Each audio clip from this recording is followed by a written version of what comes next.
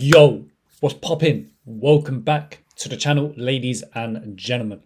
Today, we'll be doing a video reacting and analysing Arne Slot's comments on what he demands out of striker, what he wants out of striker, and his comments pretty much cement to me that this summer he's going to bring in a new number 9. Now, quickly before we go into the comments, going over what he said exactly, I think this is a position that Liverpool have, needed to bring in, like Darwin Nunez. As much as I like the guy, as much as I think he has positive attributes, he's just not a clear-cut number 9 for Liverpool, just because the goal output is just not there.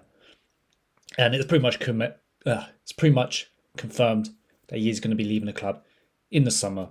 And Diogo Jota, I do rate him, but this season he hasn't really been kind of performing at that optimal level.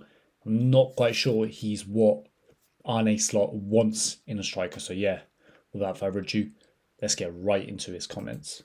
About the number 9 position and how different players have played that role this season. I just wonder, going forward, what kind of qualities do you want in your number 9, and what would suit your tactics from that position, ideally going forward? You want a difficult answer or a simple answer? Let's go for something. No, the simple answer is what you want from a number 9: goals. Yeah. That's why you play a forward, not only a winger, but also your number 9. So he needs to produce goals.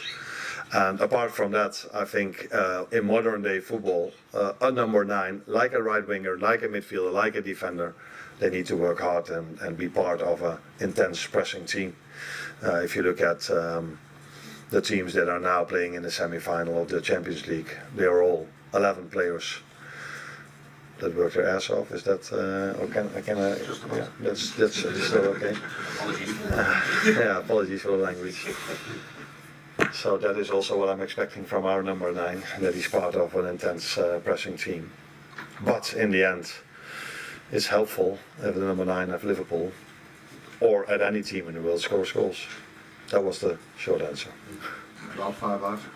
So first of all, I really like Arne Slot's kind of press conferences, his interviews, because he seems to be a bit more of an open book. A lot of these players, when they get interviewed, it's very kind of robotic, and they just say the cliche stuff like it's about the team, and it's not about me scoring, it's about the team, blah blah blah, and we play so well. And yeah, I get it from their perspective, right? They're media trained, but I like Slot's interviews and prefer the managers because they're a lot more of like willing to kind of share their thoughts. But first of all, goals, are we getting that from Nunez and Jota?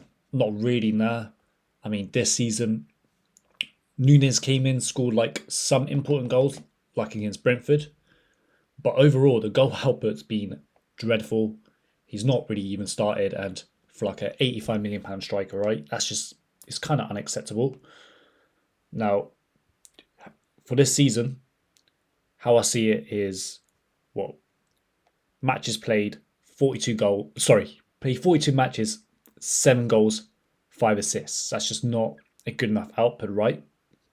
And when we go to Diogo Jota, his output this season, 32 matches played, 9 goals, 3 assists. So I don't think Jota is going to be the main striker going forwards.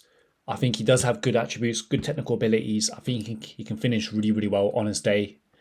And I do think, he's more naturally on the left, right? Before he came to Liverpool, I think the idea was him kind of rotating with Mane, not being like the out-and-out kind of goal threat. And even though he can play that position, which I like, because in the squad you need versatility, it's really important. Arne Slot demands pressing.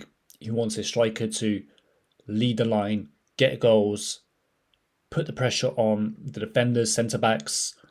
And I just don't think Jota has the legs for it anymore. I really don't. He's just too injury prone. And you can kind of see that he's kind of conscious about, putting another hamstring or another calf injury. And yeah, that kind of intensity, pressure, putting on his opponents. I just don't think he's capable of doing that, in the future, unfortunately. Nunez is more kind of suited for that role, but Nunez, his issue is he's just too erratic, he just rushes his work when it comes to the finishing, right? So yeah, strikers been linked to Hugo Etiqueta, a couple names, Cunha, Isaac, sorry. So there's a lot of options out there that we've been linked to. I think as a general rule, current climate of football, like really top quality strikers are a rarity now. Like 10, 15 years ago, felt like a lot of teams had like a top quality goal scorer.